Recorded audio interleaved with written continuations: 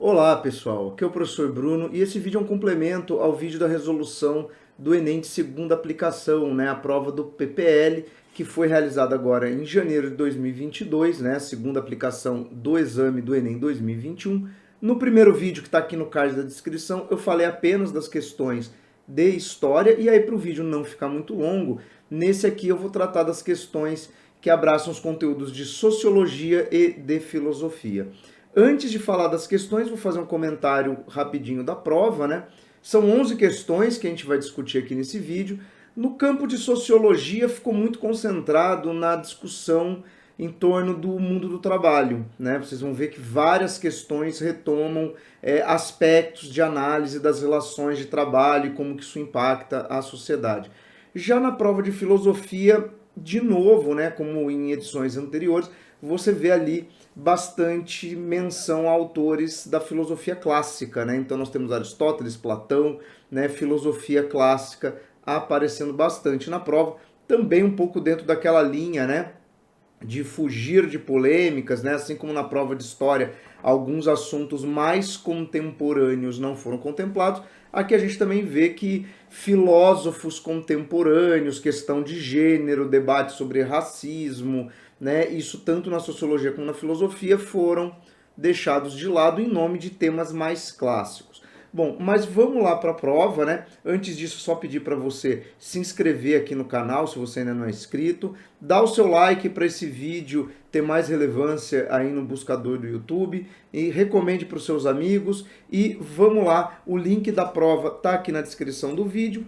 A primeira questão que eu vou comentar é a questão de número 49 do caderno azul, tá? Que é o caderno que eu estou usando aqui nessa resolução. Então vamos lá. Cargos nas áreas de educação, saúde, arte, mídia, gestão, negócios e finanças são os que têm maior probabilidade de sobreviver aos avanços da tecnologia, aponta estudo da Universidade de Oxford. A crescente informatização, porém, continuará a eliminar profissões, principalmente aquelas que não exigem habilidades criativas, sociais e percepção espacial mais sofisticada. Então, aqui um texto do Schreiber, conheça as profissões mais ameaçadas pela tecnologia, um artigo disponibilizado na BBC, e acessado lá em 11 de dezembro de 2018. Bom, aqui a gente está tratando, desse processo, por exemplo, que a gente vê hoje da substituição de atividades por aplicativos, Você chega nos lugares, hoje você tem esses balcões de autoatendimento, que é um processo que você vê, por exemplo, vindo desde o surgimento, por exemplo, do caixa eletrônico, Você tem esses balcões de autoatendimento, o que leva a um desemprego, das pessoas que faziam ali caixa de supermercado, caixa de banco, atendimento em algumas lojas, em alguns estabelecimentos, Então aqui é um processo e o autor está impondo ali tá colocando ali uma visão de que algumas carreiras, por algumas peculiaridades, dificilmente serão substituídas por esse processo, E aí, olha lá, a análise do mundo do trabalho, conforme apresentada no texto, assume um caráter determinista, por restringir a áreas específicas a utilização de qual característica. Então, pera lá. A pergunta quer dizer o seguinte, ele aponta que certas carreiras não vão desaparecer porque ele vê nelas uma determinada característica que esse processo de automatização não consegue suprir, não consegue eliminar a presença humana, Então vamos lá, que característica esses trabalhos na área de educação, finanças, gestão têm? Segurança previdenciária? Não, porque isso não é uma característica daqueles ofícios, Isso é uma característica legislativa. Você pode desempenhar, por exemplo, essas atividades em um mundo sem garantias previdenciárias, Então, não é o caso. Isso também é um outro ponto interessante, Essas profissões vão sobreviver à automação, mas não necessariamente à precarização das condições de trabalho, Capacidade inventiva, aí é que tá, Na concepção do autor, algumas carreiras vão sobreviver porque, como elas não são mecânicas, e ele fala isso aqui no final, a crescente informatização vai eliminar profissões que não exigem habilidades criativas. Então é por isso que aqui seria o item B.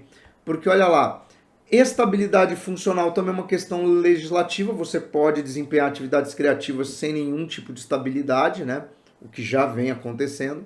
Atividade qualificada, não, porque, por exemplo, você tem atividades qualificadíssimas que são ligadas, por exemplo, ao campo da produção, né? Por exemplo, ser soldador. Hoje você vai numa grande montadora de automóvel, você não tem soldador, as soldas são mecânicas, né? Muito pouco é feito por profissionais ali trabalhando manualmente, né? E formalidade laboral, de novo, volta ao ramo da legislação, né? Você pode ter essas tarefas criativas num ambiente de completa informalidade. Então aqui é a alternativa B, né? Ele considera que a questão da presença humana vai se restringir às atividades consideradas criativas, consideradas inventivas, aquilo que depende ali de uma certa sensibilidade, uma certa é um jogo de cintura que é humano, né? O computador não consegue fazer. Bom, vamos aqui na questão seguinte, né? A questão de número 50, que também fala, né? De questões ali ligadas ao trabalho, né? Uma estranha loucura a posse das classes operárias das nações onde impera a civilização capitalista. Essa loucura é o amor pelo trabalho, a paixão moribunda pelo trabalho, levar até o esgotamento das forças vitais do indivíduo e sua prole. Né? Paul Lefage, direito à preguiça, né? Que é essa ideia, né? De como que a sociedade industrial nos impõe a rotina do trabalho, como a gente acaba naturalizando essa rotina do trabalho, muitas vezes, obviamente, levados pela necessidade, mas não somente, né? A gente começa a ver a lógica da vida como a lógica da repetição do trabalho. E aí você tem o texto 2. Vivemos numa época em que as pessoas são tão trabalhadoras que ficam estúpidas. Né? Isso do Oscar Wilde, no caderno... no Futuro do Trabalho, né? Uma publicação da UNB. Né? O que acontece? Né? É óbvio, né? Porque se você só trabalha, ainda mais se você trabalha em atividades industriais, atividades repetitivas, você fica estúpida no sentido de que você perde as referências, né? E você passa a ter uma vida meio que automatizada, você deixa de pensar sobre o que você está fazendo, é nesse sentido, né? Então, olha lá, de acordo com os textos, a reflexão sobre o mundo do trabalho do século XIX aponta para o conceito sociológico de alienação e higienismo, passividade, emancipação ou mercantilização. Bom, como aqui ele fala da ideia da estupidez associada ao trabalho, né? Isso remete ao conceito de alienação, quer dizer, você trabalha tanto que você passa a só enxergar aquilo, né? Você se desconecta do resto, né? Você se desconecta tanto das atividades que não são desempenhadas diretamente por você, isso é explorado muito no Marx, né? Eu só sei a minha etapa de produção, o restante eu desconheço. E aí você também começa a desconhecer o resto das relações, né? Bom, higienismo está ligado ao sanitarismo, está ligado ao discurso médico, né, que associa os hábitos, à moralidade, ao combate às doenças, ao combate a certos costumes considerados nocivos. Passividade até poderia ser, mas aqui no caso é realmente muito mais alienação, né? Passividade é você simplesmente aceitar as coisas sem questionamentos, o que até é um componente ali da alienação, né? Emancipação seria o oposto, né? Seria você tomar consciência de si e a partir daí se libertar daquilo que lhe é imposto, assumir, né, uma postura ativa diante do mundo e assumir, obviamente, as responsabilidades decorrentes disso, não é o caso. E mercantilização é você transformar tudo em algo que possa ser passível de ser negociado, né? O que também é muito claro da sociedade capitalista, né? Nós mercantilizamos o tempo, nós mercantilizamos nossas relações, né? Nós mercantilizamos tudo aquilo que é possível, né? Mas não é essa a crítica apontada. Então aqui na questão de número 50, né? Alternativa A, conceito de alienação, embora não fosse uma questão que tratasse isso do ponto de vista da alienação de Marx, né? Tá ali subentendido por via de outros autores. Bom, aqui nós temos uma questão que fala da literatura do século XIX, né? Um texto do Piketty que caiu no Enem passado também, né, nós tivemos já referências a ele, né, também um pensador que analisa as questões relacionadas ao impacto do capitalismo na sociedade. E olha lá, nos romances clássicos do século XIX, sobretudo Balzac ou Jane Austen, a equivalência entre capital e rendimento anual por intermédio de uma taxa de rendimento de 5%, ou mais raramente de 4%, era uma evidência absoluta. Por esse motivo, com frequência, os escritores omitiam a natureza do capital e se contentavam em indicar apenas o montante de renda anual produzida. Informamos, por exemplo, que um personagem dispunha de 50 mil francos ou de 2 mil libras esterlinas de renda, sem precisar se eram rendimentos da terra ou juros sobre a dívida pública. Pouco importava, já que a renda era segura e sistemática nos dois casos, permitindo reproduzir ao longo do tempo uma estratificação social conhecida, né? Isso vem lá, né? Piketty, Capital do século XXI, né? Publicado pela Intrínseca. Isso aqui realmente é muito comum, né? Nessas obras de literatura, né? Você vê aquela aristocracia inglesa, aquela aristocracia francesa, por exemplo, vivendo num completo ócio e vivendo desse rentismo. Quer dizer, o personagem fala, né? Ah, eu tenho realmente uma renda, eu disponho de tantas, né, 1.000 libras anual, né? Que já viu Orgulho e Preconceito, né? Isso aparece. Por quê? Ou ele vive do arrendamento da terra, né, de sua família, então quer dizer, os nobres são os proprietários da terra nesse contexto, mas eles não se envolvem na produção, eles arrendam a terra e os arrendatários produzem na terra e pagam a eles rendas fixas, ou seja, não é nem necessariamente o arrendamento, é muito mais próximo do conceito de um aluguel, né? Ou eles têm imóveis no meio urbano, isso também começa a acontecer muito no século XIX, ou realmente isso, quer dizer, o rentismo clássico que nós temos hoje, né? Que é você ter uma grande fortuna e investir no setor financeiro, né? No caso ali a dívida pública, o que é isso? Os caras emprestavam dinheiro para o Estado, né? E o Estado garantia a eles uma remuneração fixa anual e todo ano, né, o governo pagava juros. Então é daí que surgem os títulos, né, de dívida pública, por exemplo, como o Tesouro Direto no Brasil, título de dívida que um ente privado, né, tem com o Estado, quer dizer, o Estado toma dinheiro, né, de um capitalista. E aí vamos lá, esse detalhe aqui do final vai ser importante, tá? Porque aqui ele aponta os dois elementos de renda dessas pessoas, né? E aí você tem o seguinte, ó. A equivalência destacada nas obras desses romancistas remete aos seguintes aspectos da dinâmica europeia daquele período. Conflito de classes e movimentos migratórios. Bom, mas aqui ela está falando só da elite, ele não está falando do antagonismo dessa elite com os operários ou os camponeses. Cultura individualista e ampliação do consumo. A cultura individualista até pode ser, mas ele aqui não está mencionando um consumismo, tá? Então, eu vi algumas correções extraoficiais que deram uma alternativa B, mas tem nada aqui que fale de ampliação do consumo. É óbvio que está meio que subentendido que uma pessoa que tem uma renda alta, ela pode consumir mais, mas isso não está explícito. E isso também não é regra, galera, porque é o seguinte, se eu sou rentista, se eu vivo dos juros gerados sobre o meu capital, não faz sentido eu consumir essa fortuna, faz sentido eu reaplicá-la para gerar mais lucro. Porque isso também se torna uma obsessão do capital, né? O cara, por exemplo, ele tem uma renda absurda. Por exemplo, é o fetiche que a gente tem hoje com os bilionários, né? Vamos para pensar, o cara tem uma riqueza que permite a ele viver o resto da sua vida e legar aos seus descendentes heranças que os permitirão nunca ter que se preocupar com dinheiro. E nem assim o cara para de se preocupar em acumular mais dinheiro. É um colecionismo de dinheiro, é uma coisa que não faz sentido prático, né? Para que serve $1 bilhão?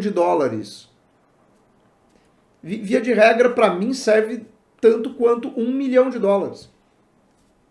É isso, né? Não há lógica, não há possibilidade de eu usufruir realmente dessa quantia de dinheiro, mas as pessoas querem acumular e, chegando a esse ponto, querem acumular ainda mais. Mas não é disso que está tratando aqui, né? Desenvolvimento científico e expansão urbana também não está falando nada de desenvolvimento científico. Modernização produtiva e desconcentração fundiária, não, porque não estamos falando da Revolução Industrial, e não há desconcentração fundiária se a gente pensar que, embora pareça que muita gente tem acesso à terra na Europa, porque você olha para os produtores, muitas vezes são pequenos produtores que arrendam frações da terra de um grande proprietário, tá? Então não é. Então, olha lá, monetização das trocas, né? Porque isso tem a ver com a lógica do arrendamento. E o financiamento do Estado aqui explica o juro sobre a dívida pública. Por isso que o gabarito oficial é E, tá? Mas eu até entendo que muita gente pode ter achado essa segunda passagem do financiamento do Estado meio confuso, mas é da onde a elite tira o seu lucro sobre juros de empréstimo. Então é a alternativa E aqui na questão de número 55, tá? Então é isso, né? Aqui é a explicação de por que os outros elementos estão incorretos, né? Bom, aqui depois de um pequeno corte, porque passei várias páginas que não tínhamos questões para comentar, chegamos à questão de número 70, né? Existe um processo cada vez maior de globalização da mão de obra especializada, isso é, não só da mão de obra especializadíssima, mas da mão de obra que vem sendo excepcionalmente requisitada no mundo inteiro e, portanto, não seguirá normas de leis de migração do salário e das condições de trabalho. Né? Castells, A Sociedade em Rede. Bom, de novo aqui falando das questões relacionadas ao trabalho, e aqui estamos falando de uma demanda, né, da sociedade contemporânea, que é a imigração de trabalhadores, né, que tem alta qualificação. Isso é interessante quando a gente pensa que o mundo atual é marcado por movimentos xenófobos, né, movimentos anti-imigração. Mas aí você pega, por exemplo, os Estados Unidos, onde isso ficou muito famoso pelo discurso do Trump, né, contra os mexicanos. E aí você pode pegar o gancho do seguinte: o discurso xenófobo é direcionado ao imigrante de baixa qualificação, de determinados grupos étnicos, né, de trabalho braçal. Esse é o discurso, porque você vai nas grandes empresas americanas, você vai nas grandes universidades americanas, você vai ver uma quantidade enorme de trabalhadores que são imigrantes, mas que são atraídos para essas empresas e para esses centros de pesquisa, inclusive com rendimentos muito acima da média nacional, justamente porque são detentores de um conhecimento altamente especializado e requisitado. Então, para esses a gente realmente tem regras excepcionais. Agora, o que justifica essa excepcionalidade então, né? Ela se condiciona ao quê? A origem nacional? Não, porque você não vê aqui um discurso de dar preferência, por exemplo, à imigração de franceses. Não é isso, né? Padrão financeiro? Também não, você não está sugerindo a imigração de indivíduos que já são ricos, por exemplo. Pertencimento étnico? Não, você não tem necessariamente esse perfil étnico, inclusive nos Estados Unidos você tem muitos asiáticos, indianos, né, dentro das universidades, embora seja um país extremamente racista. Desemprego estrutural não, porque essas pessoas estão sendo atraídas, então não há uma condição de desemprego, né, isso seria contraditório. Então só pode ser, né, o item E, a qualificação profissional, quer dizer, abre-se regras excepcionais por uma demanda de um profissional altamente qualificado. Né? Isso é o que a gente observa. E ainda dentro dessa temática do trabalho, né, ficou cansativa essa prova nesse ponto, né? Você tem aqui uma entrevista do Bauman, né? A antiga condição de emprego construía, por assim dizer, a vida humana, que podia ser planejada. Tanto os trabalhadores como os donos de fábrica sabiam muito bem que iriam encontrar novamente amanhã, no ano seguinte, pois os dois lados dependiam um do outro. Quer dizer, aqui é uma certa permanência, uma constância da vida. Eu sou um industrial, eu sei que eu terei operários trabalhando para mim enquanto a fábrica existir. Ah, eu sou um operário, eu sei que eu vou ter que trabalhar na fábrica com esse empregador burguês para o resto da minha vida, porque é disso que eu dependo para a minha sobrevivência, né? Eu preciso de um salário. Ou seja, essas relações, por mais conflituosas que elas fossem, elas são relações que são permanentes. Logo, elas passam a constituir uma certa naturalização dentro da vida. Você começa a entender que o mundo é assim. e será sempre. Então você começa a articular e planejar sua vida em função da existência dessas relações. Ponto. Agora olha só. E porque todos sabiam disso, podiam brigar uns com os outros, mas no final tendiam a concordar com um modus vivendi. Quer dizer, a vida é assim, temos que articular isso. Bem, nada disso existe hoje. A maioria das pessoas não pode planejar seu futuro muito tempo adiante. No trecho da entrevista, o sociólogo Zygmunt Bauman analisa as modificações do mundo do trabalho e suas repercussões no que se refere a. Então, ele fala de uma continuidade, né, desse modus vivendi, e ele fala, isso não existe mais hoje. Por quê? Porque o Bauman é o cara das questões fluidas, né? Modernidade líquida, tudo é líquido para o Bauman. O que significa esse tudo líquido? Que as coisas elas não têm uma forma fixa. Elas se moldam, elas se adaptam às condições do momento. Ou seja, não existem certezas de longo prazo.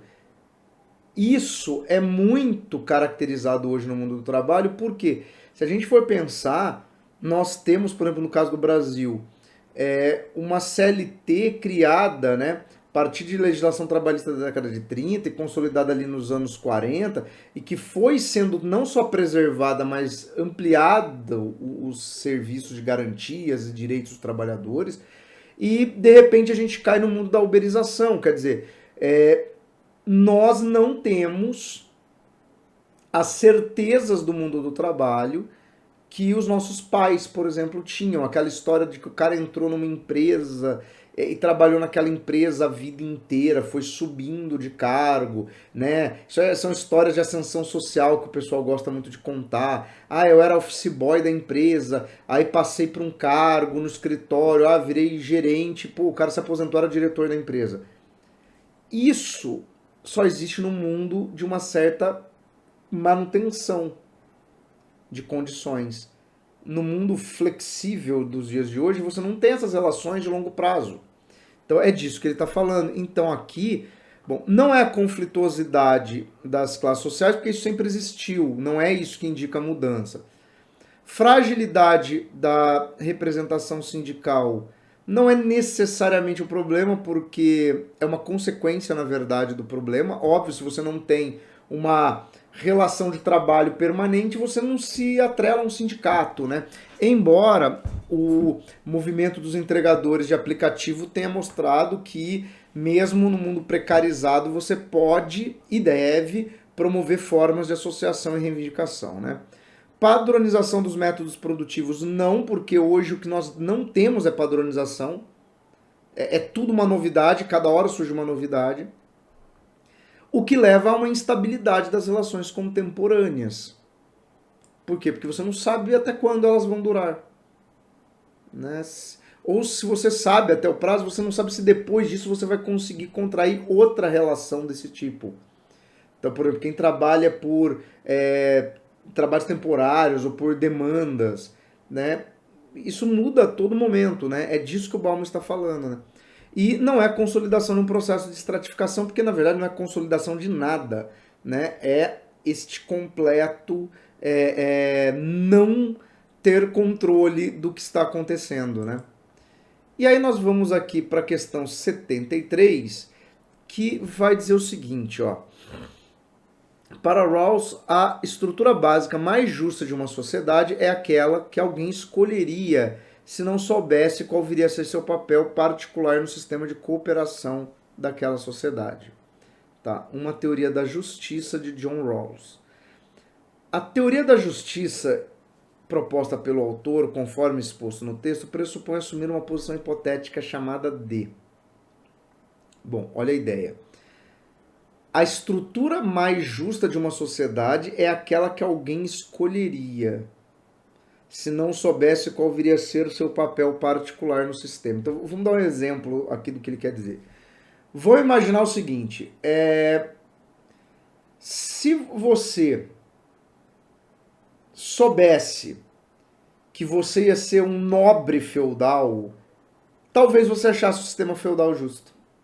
Por quê? Porque dentro daquele modelo completamente assimétrico e injusto, você ocuparia o papel beneficiado.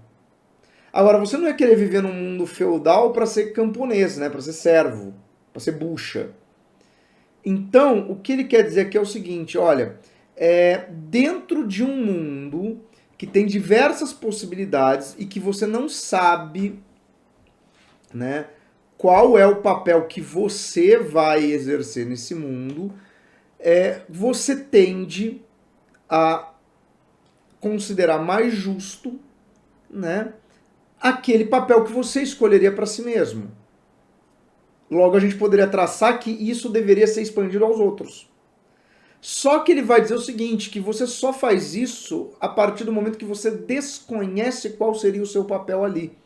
Ou seja, você só chega a essa justiça quando você ignora aquele papel que você vai exercer. Então, isso daqui é uma posição hipotética chamada de véu da ignorância.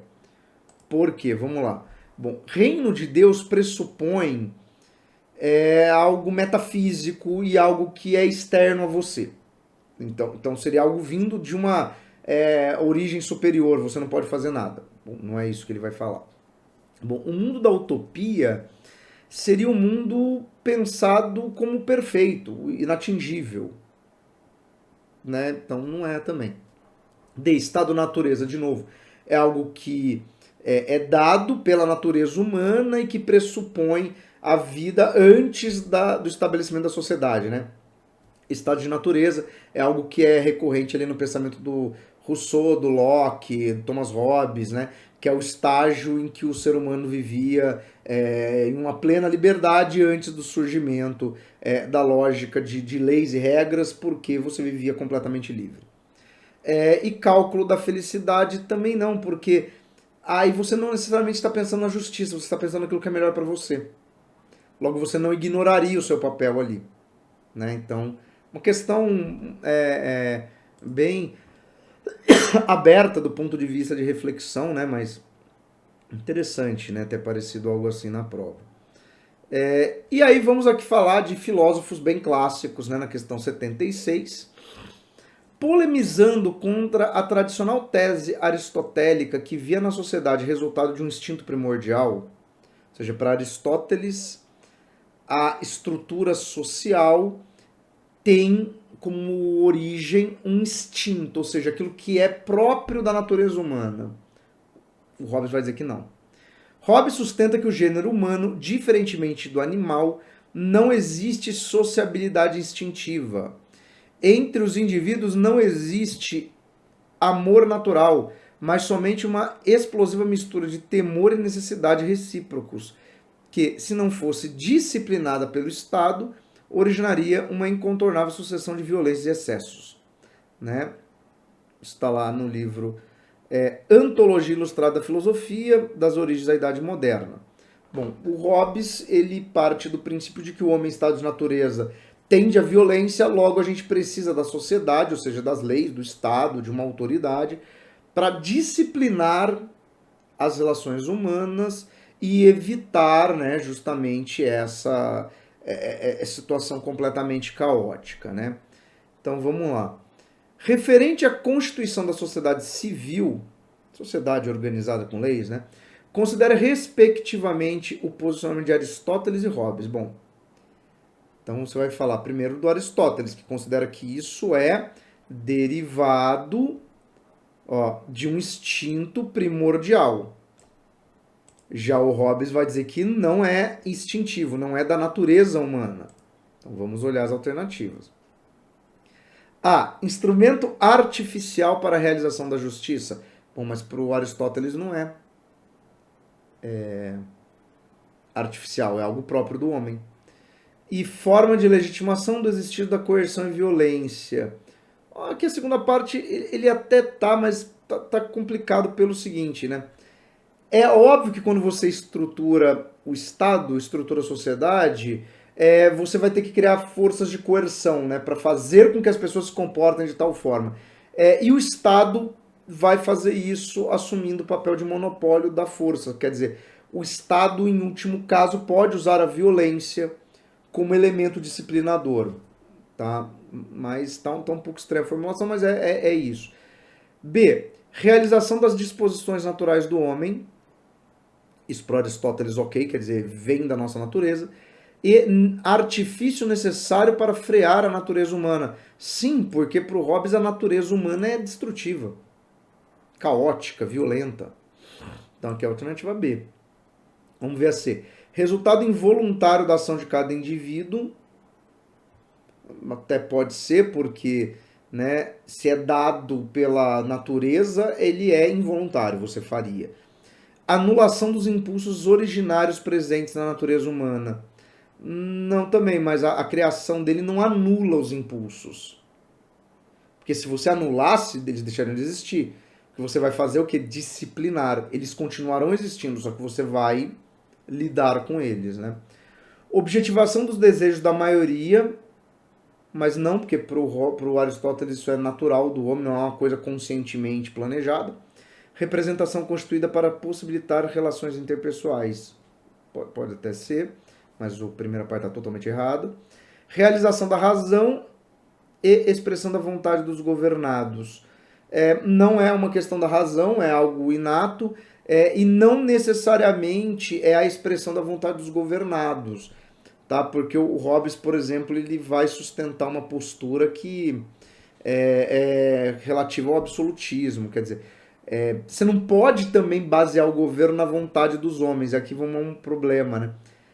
Se o Hobbes entende que o ser humano é por, vamos dizer, instinto, caótico, violento, boçal, o governo não poderia ficar se baseando na vontade do grupo, porque senão você ia ter que atender às demandas desses instintos violentos.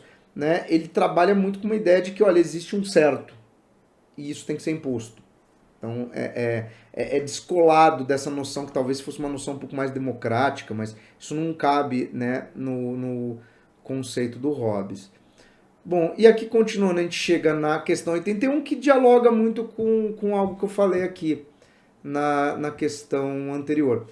O processo formativo do Estado desenrolou-se segundo a dinâmica de dois movimentos contraditórios e simultâneos, fragmentação e centralização.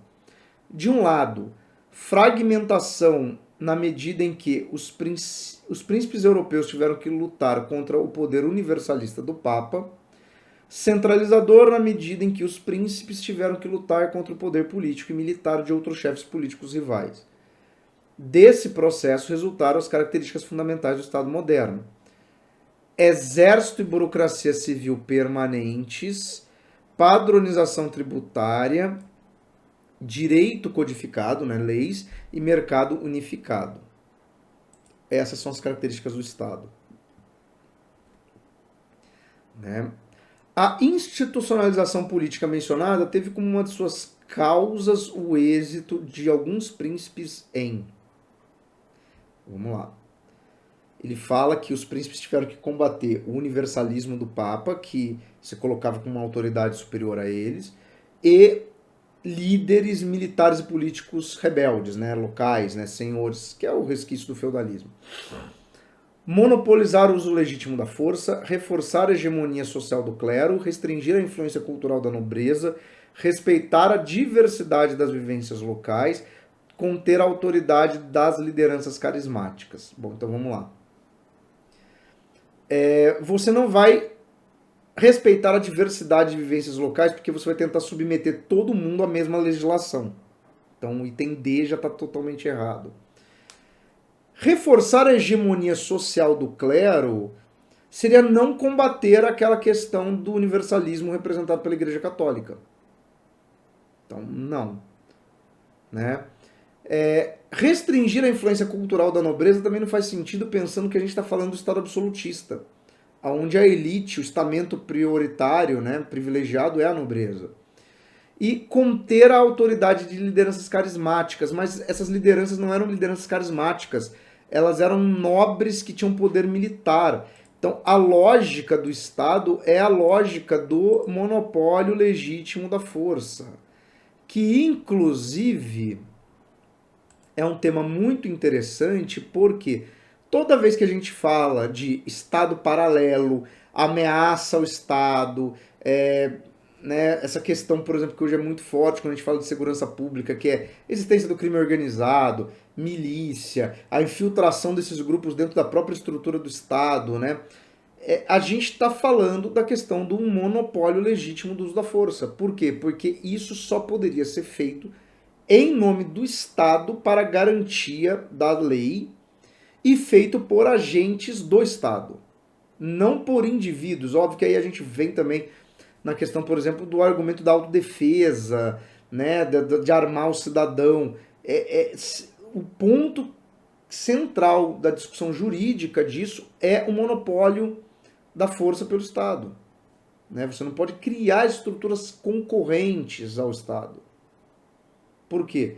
Porque se houver um conflito de interesses, haverá também o conflito bélico. É essa a questão. Então aqui no item A, monopolizar o uso legítimo da força, né? Aqui dando o exemplo do surgimento da estrutura do Estado, né? Mas a gente poderia fazer essa discussão contemporânea. Bom, e aí nós temos as duas últimas questões da prova do caderno amarelo, são questões aqui de filosofia e de sociologia, né?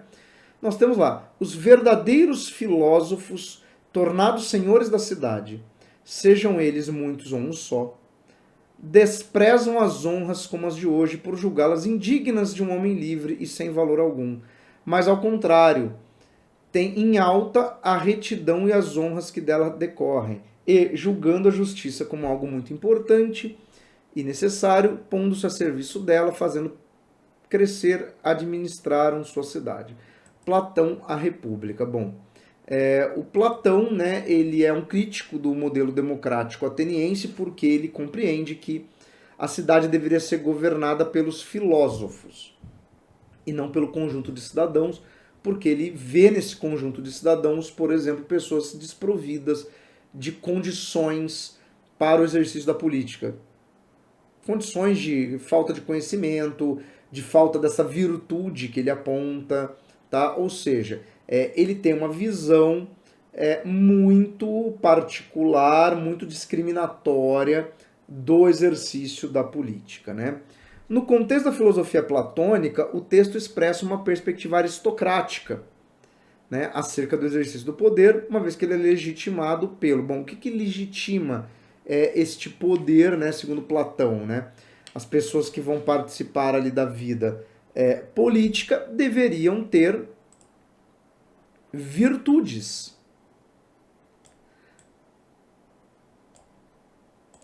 Tá logo aqui no item A, porque olha só o que ele fala aqui, ó.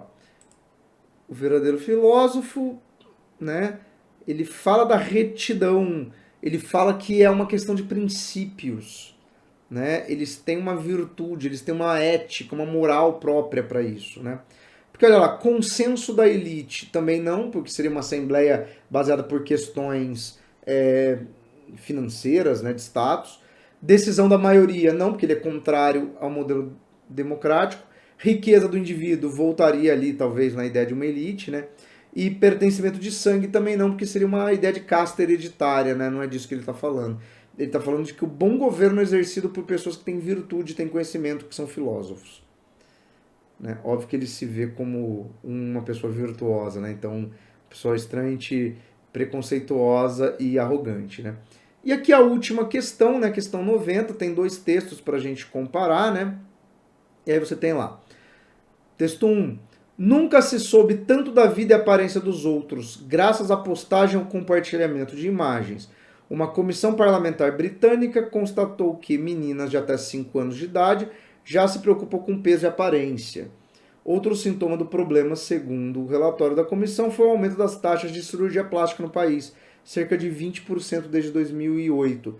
Bom, então aqui a gente está falando da questão das redes sociais, né, e do impacto nocivo disso, até na questão da saúde, né, e da percepção de autoimagem das pessoas. Então, texto aqui da BBC. E aí o texto 2, né? Toda a vida das sociedades nos quais reinam as condições modernas de produção se anuncia como uma imensa acumulação de espetáculos. Tudo que era diretamente vivido se esvai na fumaça da representação. Bom, aqui um texto sobre a sociedade do espetáculo, né? Que é aquilo, né? Tudo é um evento de espetacularização, tudo vira uma representação de algo, né, assim percebido pelas pessoas. Os textos apontam a centralidade da circulação imagética da sociedade contemporânea, uma vez que realçam a fragilização de vínculos afetivos. Não é bem isso, né? Fetichização da experiência vivida, né? O fetiche das coisas. Eu preciso mostrar, eu preciso transformar aquilo em algo a ser cobiçado e desejado, né? Monopolização do mercado estético, também não.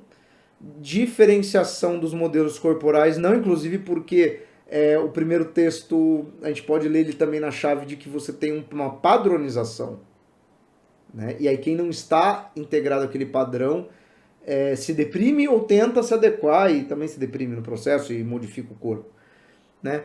Personalização das dimensões íntimas, não há uma massificação. Então aqui é a fetichização, quer dizer, é o famoso lifestyle, né? Que você compartilha e o outro deseja consumir, né? Então é aí a temática da questão 90, alternativa B. Bom, pessoal, e essa foi a resolução da prova de segunda aplicação do Enem 2021, né, nas suas questões de sociologia e filosofia. Aqui do lado eu vou deixar uma playlist com outras resoluções do Enem e de outros vestibulares. Então, se você está no início da sua preparação para o Enem ou para algum vestibular, se inscreve no canal, ative as notificações, porque ao longo desse ano eu vou fazer listas de exercício e algumas aulas sobre conteúdos específicos e atualidades. Então se inscreve, compartilha com seus amigos e até o próximo vídeo. Um abraço e tchau!